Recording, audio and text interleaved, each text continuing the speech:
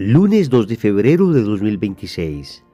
Tres mensajes del Evangelio de hoy, tomado del Evangelio de San Lucas, capítulo 2, versículos del 22 al 32.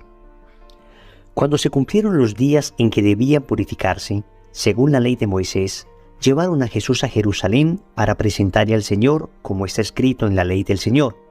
Todo varón primogénito será consagrado al Señor, y para ofrecer en sacrificio un par de tórtolas o 2 pichones, conforme a lo que se dice en la ley del Señor.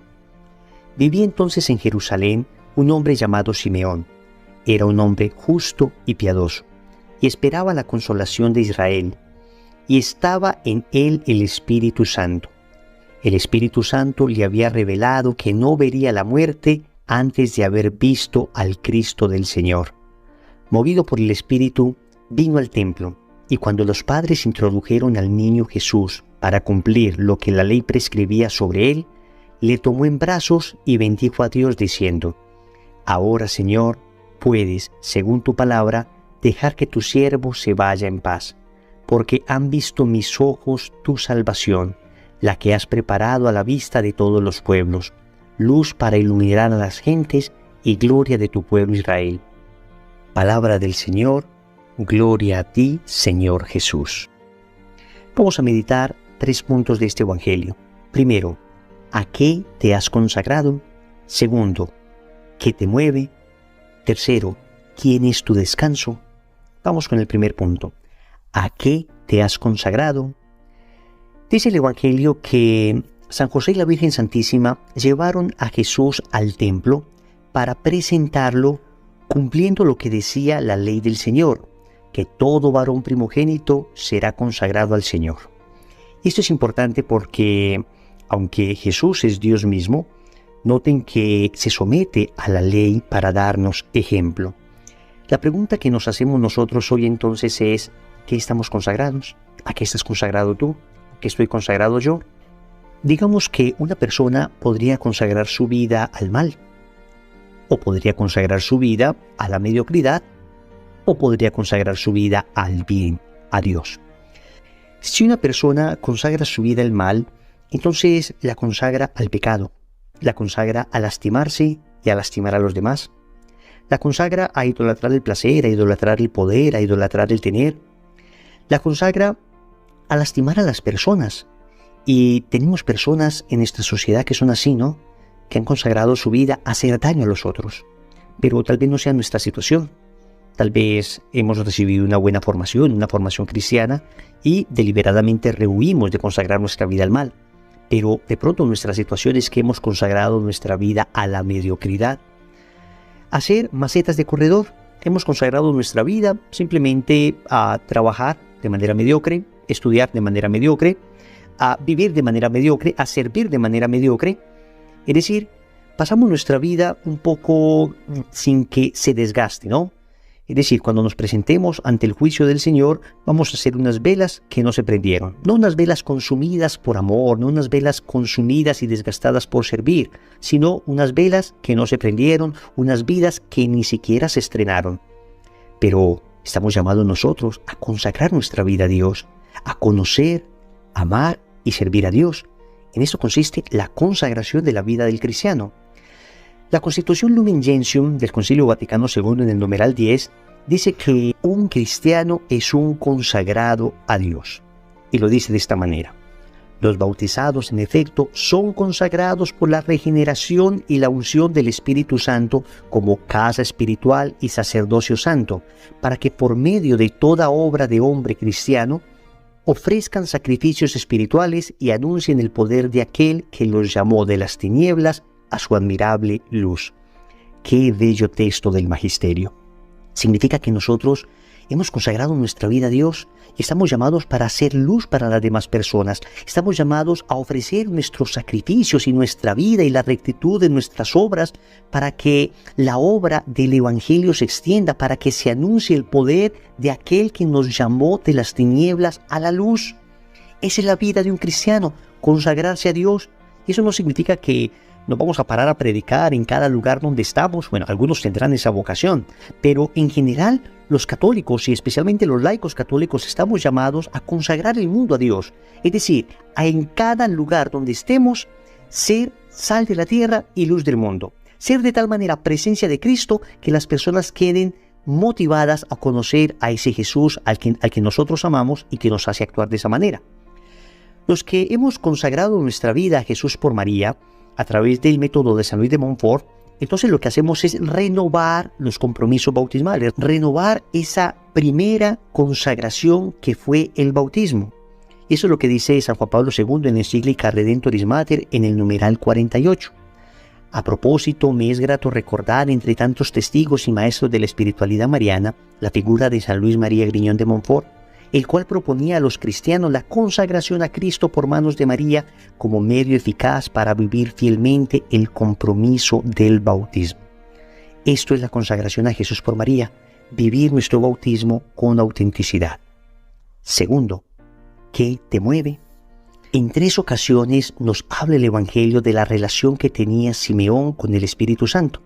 En primer lugar, dice que él era un hombre justo y piadoso y que estaba en él el Espíritu Santo. Después nos dice que el Espíritu Santo le había revelado que no vería la muerte antes de haber visto al Cristo del Señor. Y después dice que movido por el Espíritu Santo vino al templo. Era un hombre movido por el Espíritu de Dios, por el Espíritu Santo. La pregunta es, ¿qué te mueve a ti? ¿Qué me mueve a mí? ¿Qué espíritu nos mueve a nosotros? Podemos ser movidos por el Espíritu Santo. Y a ese propósito dice San Pablo que quienes son movidos por el Espíritu Santo, esos son los verdaderos hijos de Dios. Pero también podemos ser movidos por nuestro propio espíritu. Y en ese sentido, asumir una absoluta autonomía en mis decisiones. Entonces, soy yo el que decide lo que está bien y lo que está mal. Tomo mis decisiones sin consultar a Dios. Todo lo hago de acuerdo a aquello que yo creo que es correcto, pero desligado de Dios. No estoy unido a la voluntad de Dios, sino a mi propia voluntad. No confío en la voluntad de Dios, sino en mi propio querer. No confío en la fuerza del Espíritu de Dios, sino en la fuerza de mi capacidad intelectual, de mi formación, de mi destreza. Y termino haciendo de mi propio criterio el juicio definitivo por el que me rijo. Pero también podría ser movido por el espíritu del mal, el espíritu concupiscente, el espíritu carnal, el espíritu que está buscando, como decíamos ahora, el placer por encima de cualquier cosa. Entonces, no me importa destruir a nadie. Lo importante es conseguir aquello que yo quiero. No me importa que en este negocio haya personas que se afecten. Lo importante es que yo consiga el dinero. No me importa que en mi casa todos me tengan pavor. Lo importante es que se imponga lo que a mí me parece. ¿Qué espíritu te mueve? ¿Qué espíritu me mueve? Tercero, ¿quién es tu descanso? El Evangelio de hoy nos trae este bellísimo canto de Simeón que la liturgia ha llamado el Nunc Dimittis y que se reza en las completas de la liturgia de las horas. Es un cántico hermoso porque expresa muy bien el sentimiento del hombre justo. Descanso en el Señor. Un hombre anciano, un hombre que había servido a Dios durante toda su vida, un hombre que se había esforzado por ser fiel. Ahora el Señor le muestra ante sus ojos el fruto de su fidelidad. Ahora, después de tantos esfuerzos, después de un peregrinaje difícil, después de un camino duro, porque en ocasiones seguir al Señor implica renuncias, implica luchas fuertes, implica una vida ascética profunda. Finalmente, en Jesús encuentran sus ojos descanso. Y la pregunta que nos hacemos hoy es, ¿quién es nuestro descanso? ¿En dónde está nuestro descanso? ¿Es nuestro descanso ver a nuestro Salvador? ¿O nuestro descanso es simplemente comprar cosas? ¿O nuestro descanso es simplemente ver una serie de televisión? ¿O nuestro descanso es ir a un centro comercial? ¿O nuestro descanso es simplemente dormir? Claro que todos estos momentos de esparcimiento son buenos y necesarios, pero tenemos que ser honestos. Ahí no está nuestro descanso. Porque conozco muchísimas personas que hacen esto frecuentemente y tienen un alma cansada, un alma agotada. Esto podrá descansarte físicamente, esto podrá descansarte del agite cotidiano, el cambiar de actividad, pero lo único que descansará tu alma, es decir, un descanso más profundo, un descanso interior, un descanso espiritual, lo único que te lo podrá dar será ver a tu Salvador, será ese proceso de conversión que no podemos posponer más, será ese encuentro con el Señor que nos transforme al punto de sentirnos amados como jamás nos hemos experimentado, de sentirnos abrazados como nadie más nos ha abrazado, de sentirnos sanados como nadie nos puede sanar. Jesús es nuestro descanso. Oremos. Amado Señor, nos presentamos de nuevo ante ti para consagrarnos enteramente por medio del Inmaculado Corazón de María a tu Sagrado Corazón. No quiero estar consagrado, sino solo a tu servicio. Todo hacerlo para tu mayor gloria y honra, para el bien de nuestras almas y para la extensión de tu reino.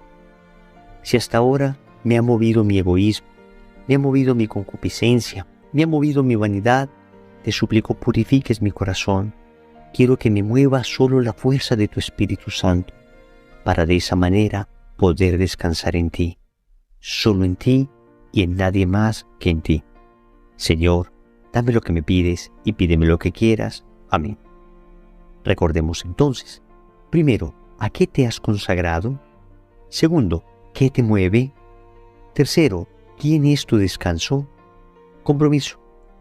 Vamos a hacer un momento de oración hoy, ojalá ante Jesús y Eucaristía, y si no es posible, por lo menos ante un pequeño altar, para descansar en Jesús. En el nombre del Padre, y del Hijo, y del Espíritu Santo. Amén.